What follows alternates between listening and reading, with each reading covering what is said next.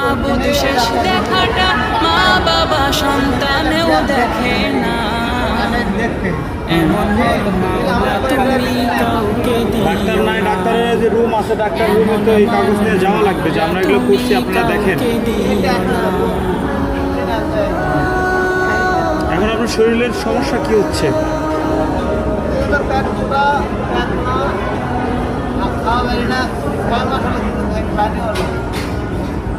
যে মরণ লাশ হলে কেউ চায় না গোসল ছুটি বাড়িতে গিয়ে তো সুস্থ হতে পারবেন না।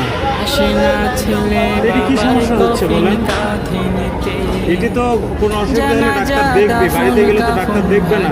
যদিও দেখবে না তো সেটা দেখতে জন্য ডাক্তারের কাছে যাওয়া লাগবে, একজন লোক থাকা লাগবে আপনার কাছে। এই পাপীদের কঠিন ইমতিহানে ফেলো লিটন চাচা, না।